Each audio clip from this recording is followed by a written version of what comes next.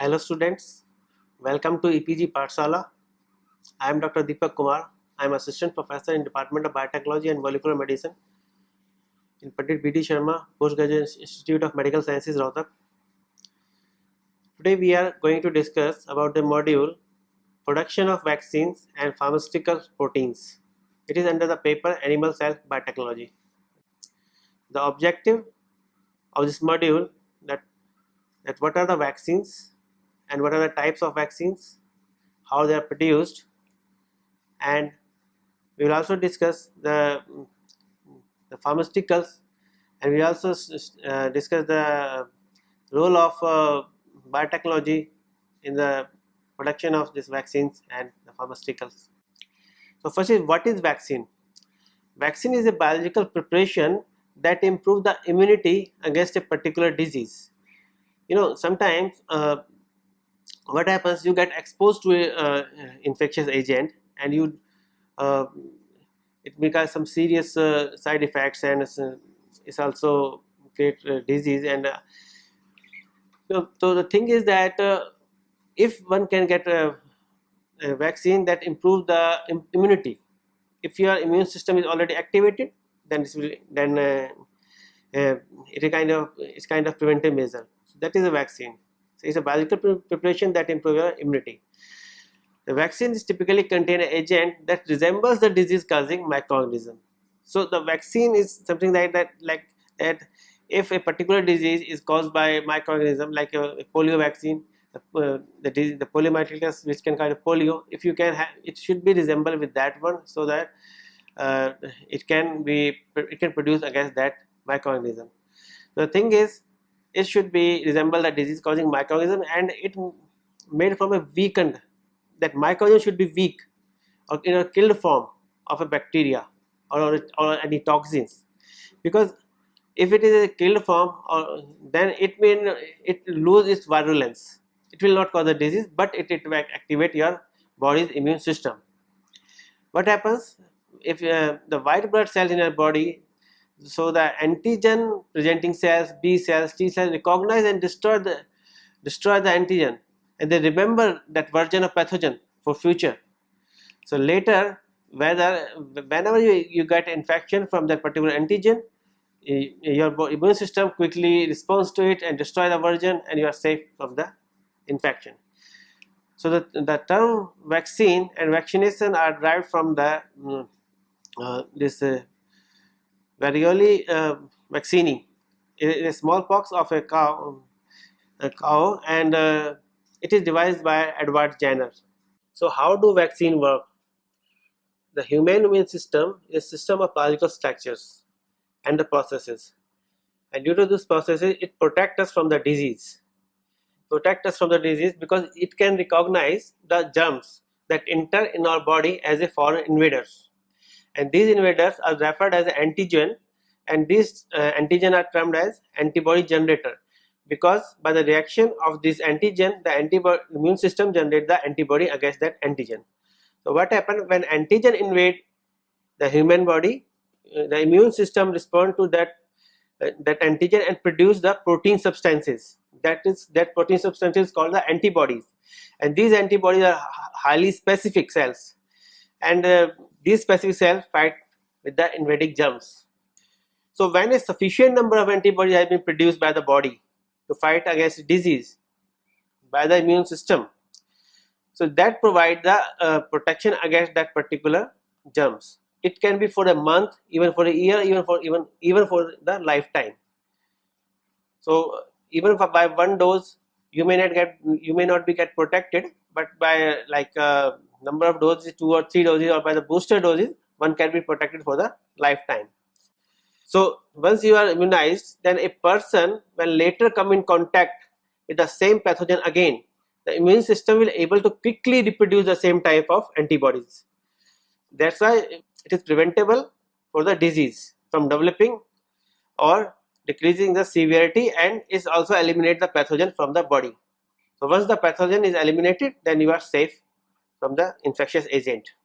So though the immunological memory, we can expect that the immune system can remember or can counter about 1,000 or millions of different microorganisms or different organisms. So that's why vaccine is very effective. So vaccination involves the introduction of limited quantity of specific disease antigen into the human body, which stimulate the immune system just enough to produce the amount of antibody needed. There are types of vaccine. There are different types of vaccine, and these types of vaccine, they are classified on the basis of their preparations, that how these vaccines are prepared. To understand the production of vaccine, one should understand the type of vaccine, because different types of vaccine are produced in different way, like live attenuated vaccine, second is kill inactivated vaccine, third one is a subunit vaccine, fourth is a toxide vaccine, conjugate vaccine, DNA vaccine, recombinant vector DNA vaccine, recombinant vaccines. These are the different kind of vaccine, and they are produced in a different by using a different procedures, and that we will discuss now. So first type of antibody is live attenuated weakened vaccine. This vaccine contains a modified strain of pathogens or bacteria, viruses which has been weakened, and but it able to multiply within our body and remain antigenic enough to induce a strong immune response. The thing is, we have to weaken the strain by passage or by heating. By number of passages, the bacteria or pathogen lose its infectivity, but it's able to produce the antigens. So the examples are the varicella zoster vaccine, oral polio vaccine, or yellow fever virus vaccine. Sometimes the first time the vaccine which was produced, it is a attenuated vaccine produced from a strain that are pathogenic in animals but not in human, like cowpox vaccine. Cowpox vaccine is the first vaccine that cause infection in the cow but not in the human being. So the cowpox vaccine that protect against the smallpox in human. Second type is the kill inactivated vaccine. To produce this kind of vaccine, the bacteria or virus are killed or inactivated by chemical treatment or heat. The most commonly used chemicals are formaldehyde and acyclic agents such as ethylene oxide and ethylamine, etc. So what the reagents do? These reagents cause cross-linking in the nucleic acid chain, and that's why it inactivates the microorganisms, but it does not alter the protein. So that's why the antigen is still present and it can produce the antibody. So the examples are inactivated polio vaccine, poliovirus vaccine, tetanus, pertussis, and rabies vaccine. Subunit vaccine.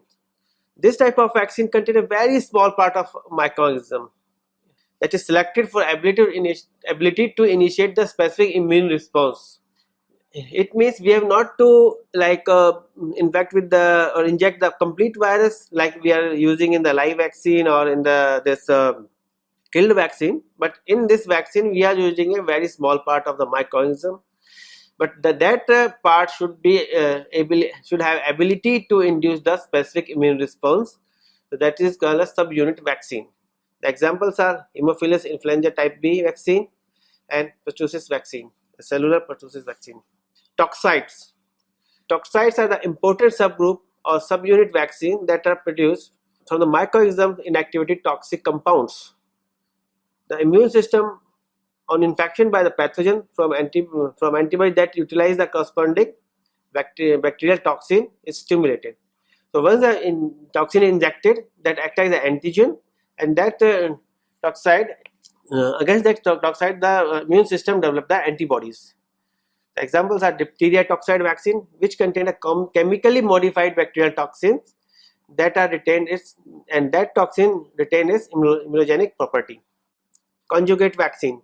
A conjugate vaccine is created by covalently attached to a poor antigen to a strong antigen, that is thereby eliciting a strong immunological response to a poor antigen. Because sometimes the antigen is poor and it's not able to produce, induce the immune system. So that's why we need a conjugate, so that these conjugate make a stronger the vaccine to make a stronger immunological response. Most commonly the poor antigen is a polysaccharide that is attached to a strong protein antigen. The example is HPV vaccine. DNA vaccine. What is DNA vaccine? It involves the direct introduction into the appropriate tissue or a plasmid containing the DNA sequence, encoding an antigen against which an immune response is sought. So it relies on the in situ production of the antigen target.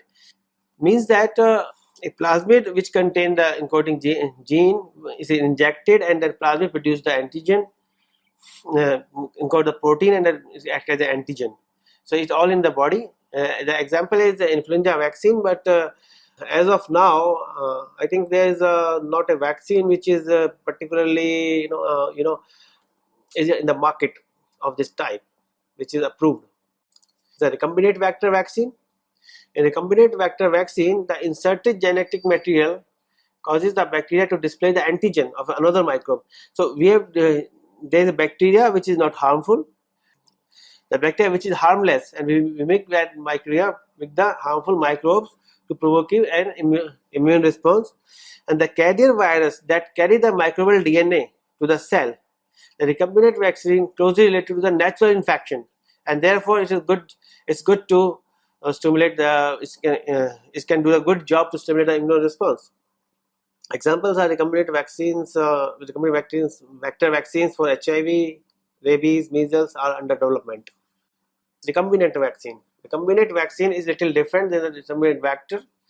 In that way, it involves that the inserting of DNA that encode a antigen, and that stimulates the immune response into the bacterial or mammalian cell, or expressing the antigen in this cell. So we have to first in the cell culture system, we have to do this process. Like in a vector, we have to clone a DNA coding sequence which encode for the antigen, and then we have to purify it. I will discuss later about this thing. So what we have to do, we have to first express it in the cell culture system, and then we have to purify it.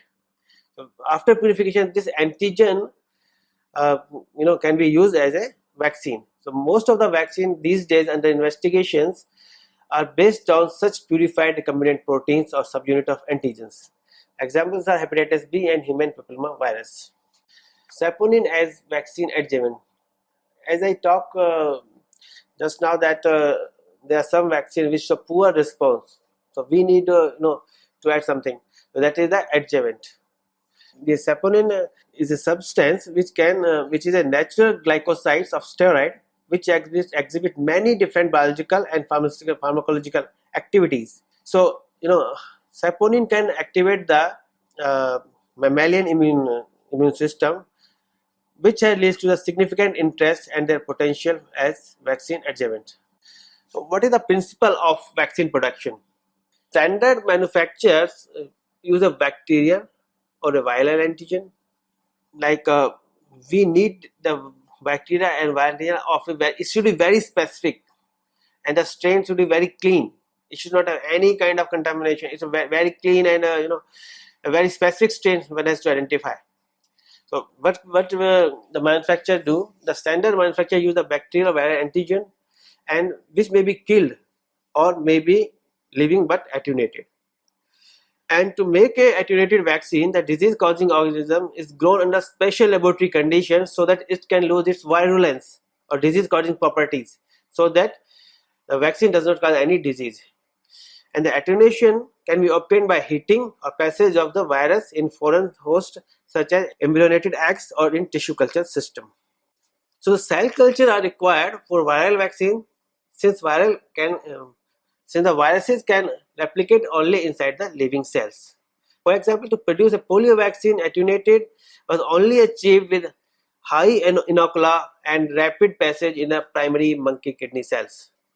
And the inactivated vaccines are produced by killing the disease microorganism by chemical or heat. The question comes, what is the complete process? Okay, one thing like inactivation. After inactivation, we can create a vaccine, and second thing, after inactivation, we have to purify, and then we can create the vaccine. Thing is that first thing we have to start with the culture. Whatever we want to, we have to start the culture of that particular microorganism or a germ. Either we can after culture we can either do the inactivation and purification to do the vaccine, and we can also in the culture, after culturing we can also do the antigen purification, and then we can inactivate that, and then we can also prepare the vaccine. Another thing, attenuation, and then culture, and then we prepare the vaccine. And another one is the cloning. We have to do the cloning of particular antigen, and then we can culture it, and then we can prepare the vaccine. So vaccine, as I told, that vaccines are currently these days are mostly produced by the gene techniques. Instead of using a virus or bacteria, a single cell, usually this is surface glycoprotein of the virus, that is exposed to the this is the part of the virus that is exposed to the immune system. So we can express it in the foreign host by cloning. So expression vector, we can make large amount of antigen as used in the vaccine. So these are the current day vaccine. This is the most important to understand. So most used bacteria vector for expression these days are like bacteria, E. coli, yeast, baculovirus, and this process induces the vector to produce antigen, and which can be then later on purified. Now these purified antigen, which can be combined with the adjuvant and is safe and a very effective vaccine, like the human papillomavirus vaccine, which prevent the cancer, and hepatitis B vaccine. First thing is we have to identify the microorganism, that which microorganism we need, and as I told, that the strain should be highly purified and very specific. It is not like it should not be contaminated. It should be very specific. So first of all, we have to identify the strain for the vaccine production. Second thing, we have to grow that strain into the culture. So we have to grow that microorganism in the culture. Once we have the strain in the culture, then we can isolate and purify the microorganism. So third step, first step we have to select the microorganism. Second, we have to grow in the culture. Third, we have to isolate and purify the microorganism. Once we purify the microorganism, then the process which I discussed, like inactivation or the killing of or like the other thing, like isolation of is antigens after that is come. So fourth part is inactivation of organism. We have to inactivate the organism so that the organism loses its virulence, and after that we have to formulate the vaccine as we will discuss. And once we formulate the vaccine, then we have to check the quality control, and then it can be packaged in the lot and it can be released worldwide. What are the other pharmaceuticals that can be produced? So there are certain other pharmaceuticals which can be produced by recombinant DNA technology, like recombinant hormones like insulin, growth hormones, follicle stimulating hormones, blood products like albumin, thrombolytics, fibrolytics, and clotting factors like factor 8, 9, tissue plasmogen activators, and recombinant hydrogen. We can also produce the cytokines and growth factors as well, like interferons, interleukins, like colony stimulating factor like interferon alpha, beta, gamma, erythropoietin, interleukins, and the other stimulating factors. The monoclonal antibodies we can also produce, like using the mouse dynamic or homogenized whole molecular fragment, single chain, or bispecific, like, and the conjugates also. We can also prepare a recombinant vaccine, as I discussed. Recombinant enzyme, dionase, also listed some more here. Other products like BMP, protein antibody, regulated recombinant protease antagonist as well. So you see, there is a complete list that the human protein which can synthesize by gene cloning in the bacteria or in the eukaryotic cell, which can be used as a pharmaceutical product, like antitrypsin and factor 9 and interferons, the TNF, serum albumin. There's so many products which can be used, using the recombinant DNA technology. Okay, so I would like to just give you the little brief overview of the recombinant DNA technology. What is that? First, we need a vector, and we also need a gene of interest. We should know what we want to clone, right? like we want to clone a encoding sequence for the vaccines antigen, or we want to incorporate the encoding sequence for any kind of hormones or any kind of other biological product. So one should be have a little bit like a good hand on these biological molecular technologies. Like for the PCR, by PCR you can pick up your encoding sequence. You have to also make the overhang with the restriction enzyme, and so that you can use those overhang restriction enzyme to ligate your gene of interest into the vector.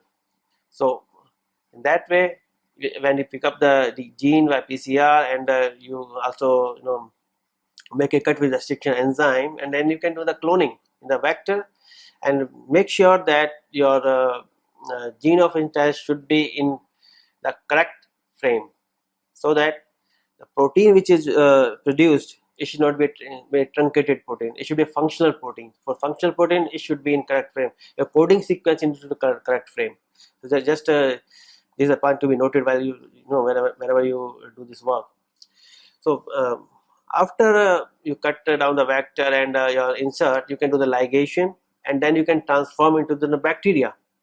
In the bacteria, once you transform into the bacteria, you can do the selection process, because your vector must have some antibiotic resistance. So after on that particular against that antibiotic, you can select the colonies which have that vector, which have your gene of interest. So after that, you can multiply and select. So this is the recombinant DNA technology. One should be aware of this thing. So like in this topic, there are many things like vaccines. There are many types of vaccines. Like I've told you about 8 different types of vaccines, and there are different kind of hormones, pharmaceutical products. There are a number of pharmaceutical products like growth hormones, insulin, antibody production. But in this talk, I'll just I will just give you the brief overview of like 2 of the vaccines and 2 of the pharmaceutical product. Like I will discuss about the hepatitis B virus vaccine and human papilloma virus vaccine using the recombinant DNA technology, and I will also discuss the production of insulin using recombinant DNA technology and the antibody production in the mouse. So as I told that recombinant DNA technology is can be helpful for production of vaccines and biomolecules. So this is the first example in the production of recombinant hepatitis B vaccine.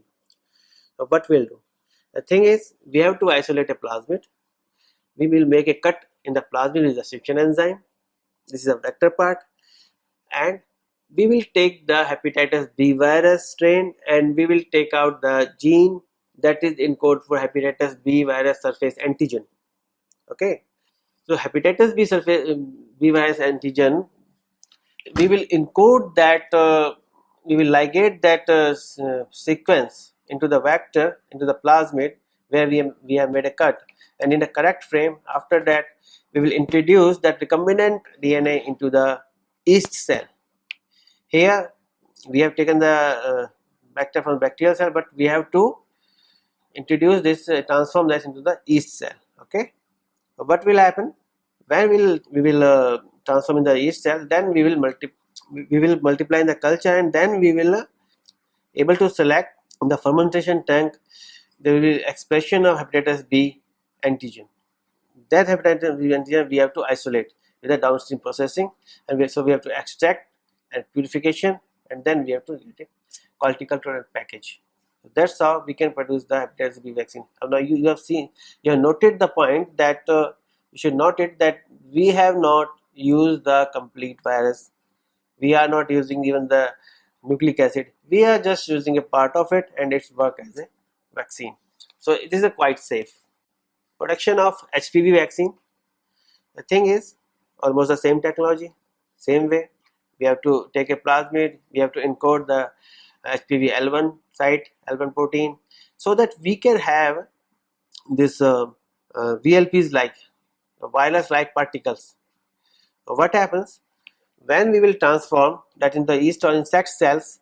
It will multiply over there, and then after multiplication, the encoding gene which have this L1 protein is also synthesized. So after and this will also get self assembling in the cell, and then after that we have to purify it, and that VLPs, if we inject in the human, it induct the antibodies and the CTL. So what happens when we inject it? It will protect from the HPV infection.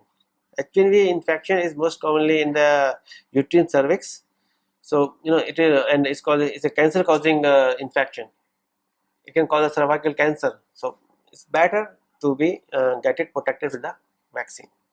The thing is, in most of the Western countries, this is a kind of mandatory vaccine. One has to get it. Now, I have discussed like two vaccine, hepatitis B and HPV. Now, there's a biopharmaceutical, like the production of insulin. What we have to do in the insulin for the production? The procedure will remain same. The standard procedure will remain same. Just we have to choose a different gene. The gene is a human insulin producing gene, and from where we can get it? We can get it from the human pancreatic cells. So we have to take the DNA of the human pancreatic cells, and we have to amplify the human insulin gene, and we have to tag it with the different restriction enzyme, and same way we have to prepare the recombinant DNA, like cutting and ligation and then transformation. So we have the recombinant bacteria. The recombinant bacteria, after selection, we can put in the fermentation tank, and then how the human insulin can produced. So the recombinant bacteria multiplying and producing the human insulin in the fermentation tank. Then one need the downstream processing for extraction, purification, and of the human insulin, and further the packaging after the quality control check. This is the safest product. The diabetes is getting epidemic in many countries. There are so many people, millions of people are suffering with the diabetes, and diabetes also causes different kind of, it's kind of like start point of many diseases. Also diabetes affects the kidneys, also your eyes, your lungs, and your heart also. So to get a insulin which can really work well is very important, and it's good that this time many of the insulin products which are produced by the Recombinant technology are in the market, and they are the safest product. The production of antibodies, this is a little different than what we have discussed about the production of insulin and vaccines. To produce the antibodies, there is a little different procedure. Like we have to start from the point, then we have the antigen with us. So how to get the antigen you can get from the procedure I have discussed just now. Like recombinant DNA technology, you insert a gene that encodes for particular antigen, and then you can get it expressed and isolate, and after that you have to inject that antigen into the mouse. Okay, because you have to produce the antibody, and you need a whole body for that. Okay, so mouse, if you inject the antigen, and after getting the antigen, the mouse and body will produce the antibodies. So you have to isolate the immune cells, and then get it fusion with the prepare the hybridoma, the tumor cells. And we have to screen for the production of antibodies. Antibody producing hybridoma needs to be cloned, and then further get it expand, and you can isolate the antibody. If one can also directly isolate, like if you inject in mouse, and you can take out the blood from the tail of the mouse, and isolate antibody, and from in the rabbit the antibodies can also be produced. So but main thing was we must have the antigen with us, and then we have to inject it to to induce the immune system, and once the specific titer of antibody is there, then you can isolate the antibody. Okay, thing is that with the emergence of this recombinant DNA technology or biotechnological tools, we got like very nice kind of approach, and we can use it for development of many kind of vaccines, biological proteins, pharmaceutical proteins, hormones, and different kind of things, even without using the whole for production of vaccine. You may not need a complete microorganism. Okay, so That is the beauty of this technology. So let's summarize the things. The vaccination is a very effective approach to control the infectious agent, since even before the infection reaches you, your body has the antibody against it.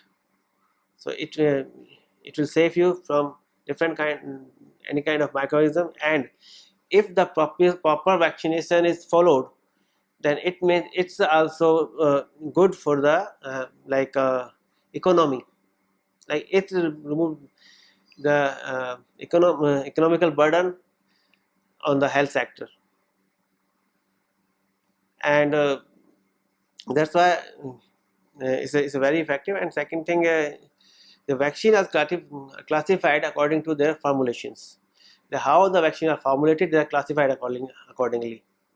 Like as I discussed in different 8 type of vaccine, they are classified on the basis of their formulation, that how they are formulated, they are categorized in that way. And the third thing is that these cell and molecular tools will be the future for the production of vaccine and the pharmaceutical products. Just remember that, because these are very safer, and you can do in the laboratory. You can remove all the kind of chances of mishappening in the laboratory. You can remove all kind of genes that can be virulent, or they can even create any kind of problem.